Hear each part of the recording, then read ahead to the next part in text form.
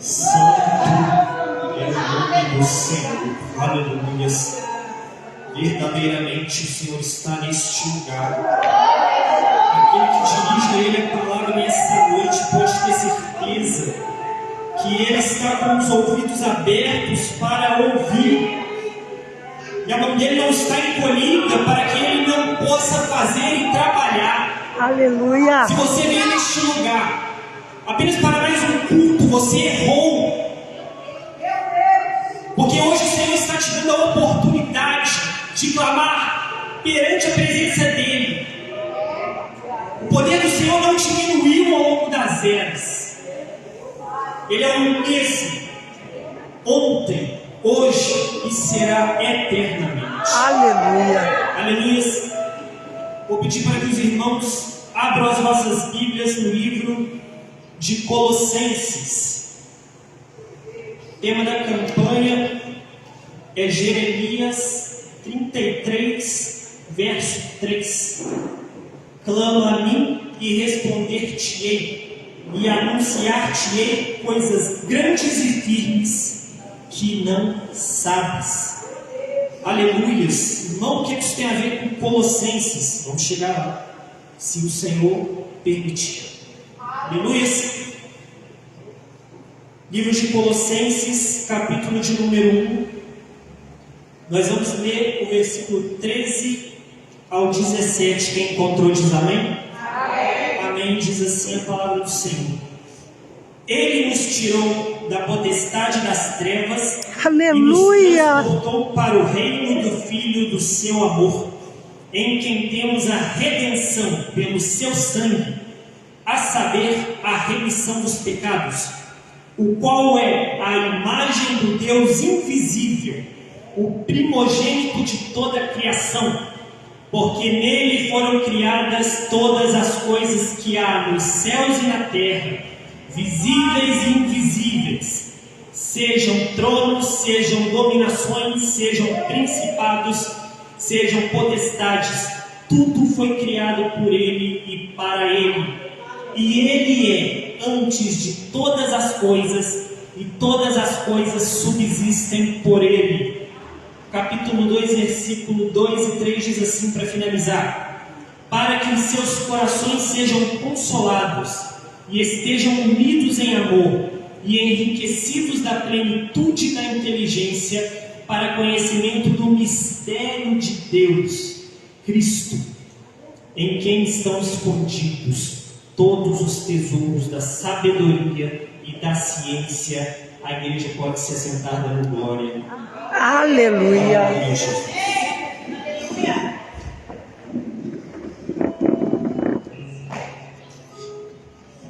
Aleluias. Para que a gente possa entender o que a gente acabou de ler aqui, a gente vai ter que fazer um retrospecto bem rápido, porque eu sei que todo mundo aqui é bom de Bíblia. Amém?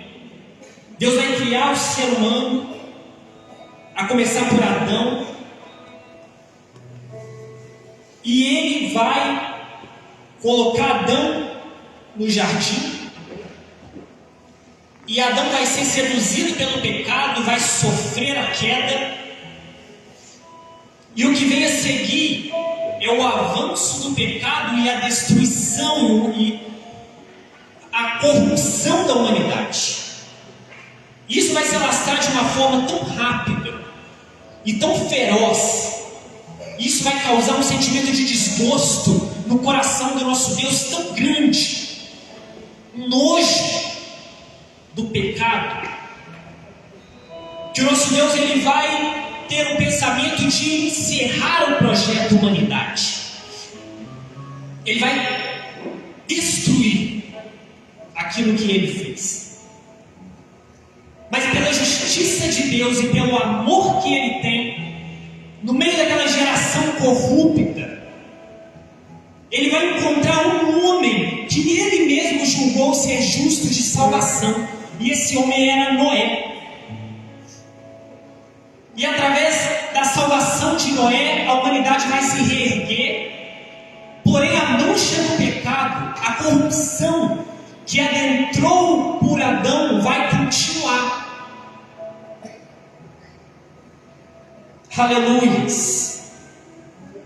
E Deus vai separar daquele meio um povo que Ele vai instruir uma maneira de alcançar uma reconciliação. Porque com o pecado houve a separação do homem de Deus. E quando Deus separa um povo para si, Ele ensina uma maneira de que a reconciliação acontecesse, mediante o sacrifício de animais, o derramar do sangue no altar de pedra. Os pecados eram cobertos. Porém, aleluias, isso não era suficiente, não era completo, porque de tempos em tempos o sacrifício precisava ser feito novamente para que os pecados fossem cobertos. Então nós vamos ver que o que estava sendo tratado ali naquele momento não era o problema em si, era só o sintoma. O Senhor criou uma forma de se reconectar o homem a Deus, porém aquilo ali ainda não estava completo, a obra não estava completa.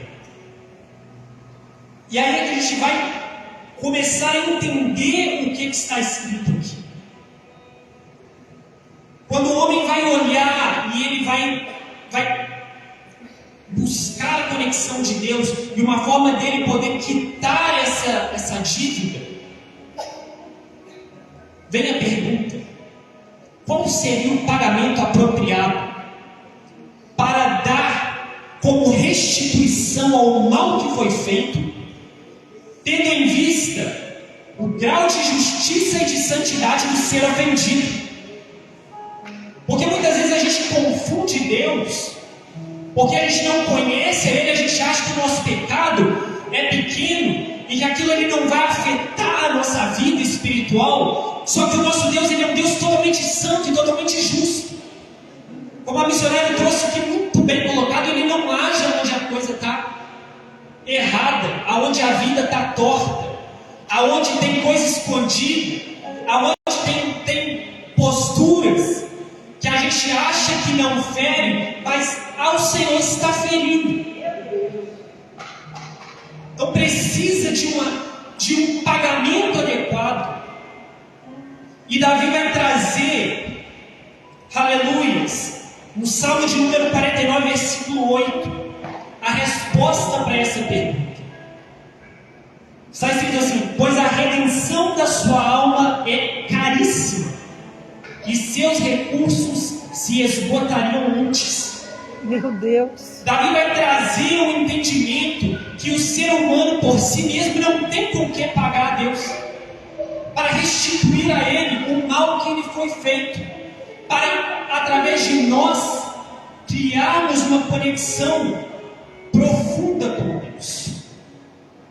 Se não pode haver da parte do homem, então tem que vir da parte de Deus. E o primeiro entendimento que a gente precisa ter é que às vezes a gente quer lutar com as nossas próprias forças, às vezes a gente quer pregar com o nosso próprio conhecimento, a gente quer visitar com o nosso próprio ânimo. A gente acha que porque a gente é instruído, a gente tem que ser livre. Só que aquilo que eu levo de mim para Deus, Isaías vai falar que na minha obra de justiça é como trapo de imundícia. A gente tem que se colocar no lugar que a gente, infelizmente, está, irmãos. Perante o Senhor, a gente não tem do que se gloriar. Aleluia. E Deus, sendo conhecedor da história, Ele sabendo que Ele criaria a humanidade e que a humanidade seria seduzida pelo pecado e que a humanidade cairia, ainda assim Ele decide criar e Ele mesmo prepara um plano, Aleluia, para a redenção que Ele vai esconder. Antes, na eternidade, Ele já preparou um plano e deixou de antemão, do tipo assim: se eu olhar e achar alguém justo, eu ponho esse plano em prática. Aí eu vou olhar para a minha vida e vou ver as minhas dificuldades e talvez eu pense que não há mais solução, mas Deus tem um plano escondido. E tal como Ele olhou e encontrou em Noé justiça, Ele precisa olhar para nós e encontrar um coração entregue, para que a gente possa, através da nossa fé, fazer com que Deus ponha os projetos dele escondidos em prática.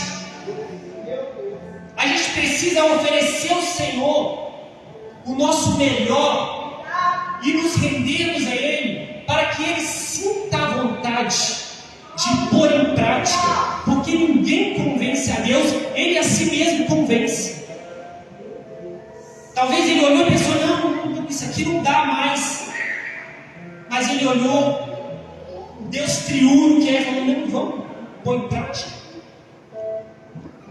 vamos pôr em prática, vamos, aleluia. E aí vem o plano perfeito de Deus.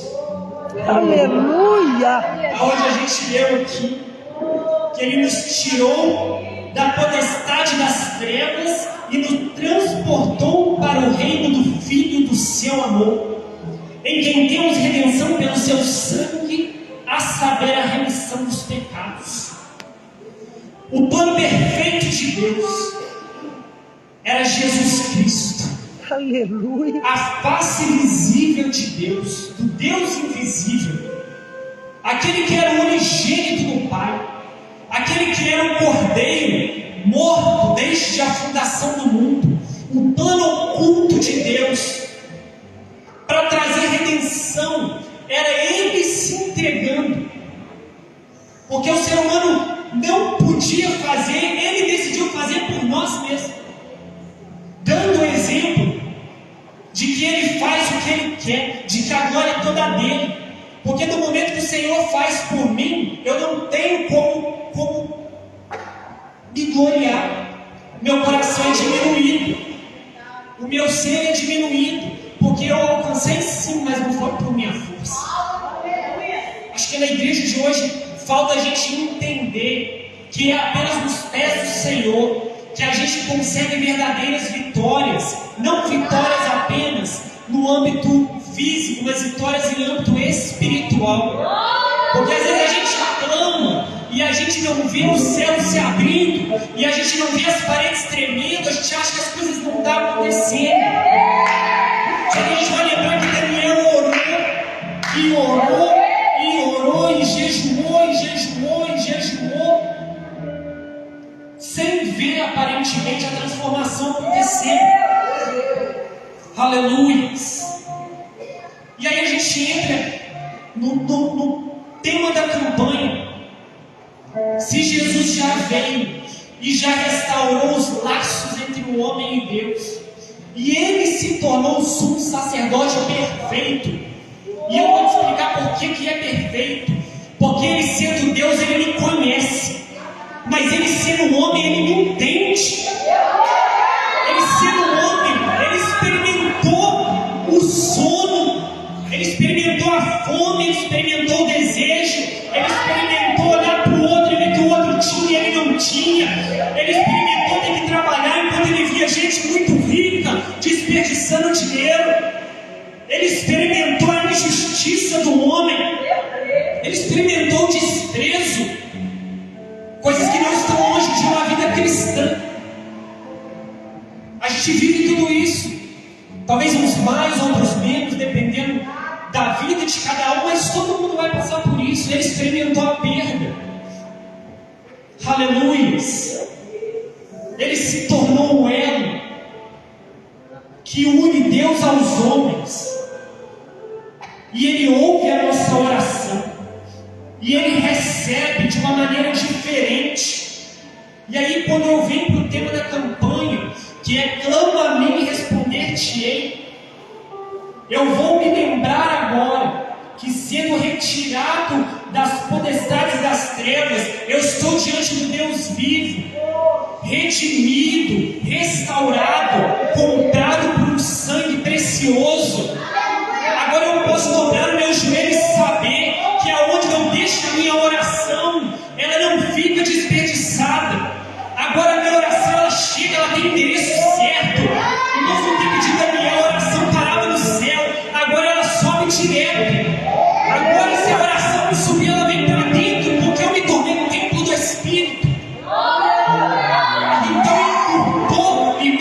é muito profundo.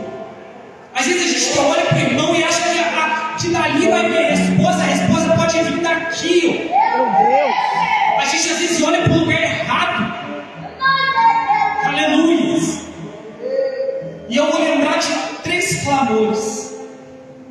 Primeiro clamor é o clamor de um homem que sabia que tinha uma oportunidade, que era o cego Bartimeu. Um homem que sabia que se ele não fizesse o que ele tivesse que fazer, ele não ia alcançar, que não ia ter outra oportunidade.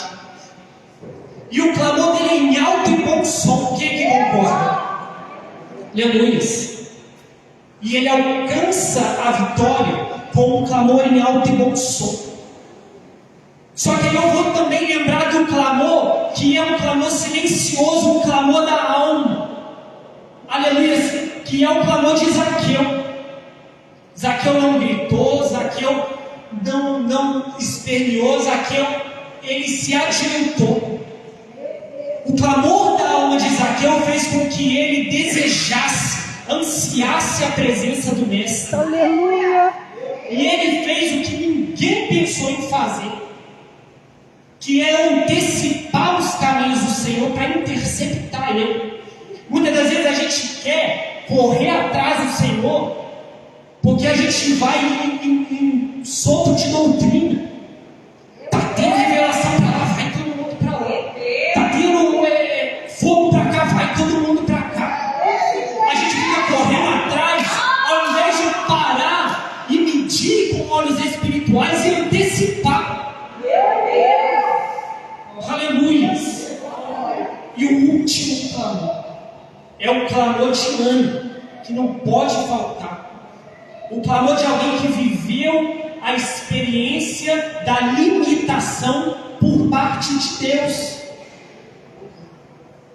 Porque é muito fácil a gente querer dar glória enquanto a gente está sendo abençoado. E o clamor de Ana, assim como o clamor, aleluias, Jesus, fugiu o nome do vaso, aleluias, oh glória, gente, posicione-se em prova, amém, daqui a pouco eu lembro.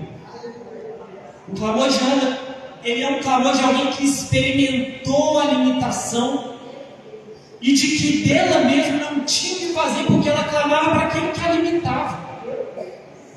Quantas das vezes a gente tem planos que a gente quer pôr para frente, a gente chega diante do Senhor, apresenta, o Senhor é perfeito, eu vou fazer assim, eu vou fazer assado, vai dar certo, porque o Senhor vai abençoar, amém Jesus? Fala amém. E vai ser bênção, porque o teu nome vai ser glorificado nisso. E o Senhor fala, é bênção, mas não é agora não. É muito forte, mas não, isso aí não é para ser agora não. Porque você não tem estrutura. Porque se você recebe isso agora, isso aí pode te derrubar lá na frente. Porque você está pedindo até uma coisa boa, mas o motivo ainda está errado. A gente precisa alinhar o nosso projeto com Deus, para poder experimentar aquilo que vem dele em excelência. Porque o clamor, muitas das vezes, ele é na dor. Muitas das vezes o clamor, como diz Zaqueu, ele é para que a gente conheça a Deus. Aleluia. E às vezes o clamor é porque só ele resolve, igual é o cego Bartimeu. Aleluia. Independente do clamor que você trouxe do Senhor nesta noite, saiba que Ele está ouvindo, Ele está recebendo. E se não está sendo do jeito que você pediu, então está na hora de perguntar, Senhor, não está sendo do jeito que eu pedi, então como é que eu tenho que ser para poder me alinhar assim? A gente não precisa se alinhar à vontade do Senhor, e nunca Ele a nós. Aleluia. O nome do servo era Jó. Acabei de ver aqui na minha Bíblia. O clamor de Jó, assim como o clamor de Ana, era de alguém que clamava para aquele que limitava ele. Mas tudo com propósito, porque o nosso Deus é bom. Tudo para poder exaltar o nome dele, ainda nas nossas lutas. O nome do Senhor precisa ser exaltado. Aleluia.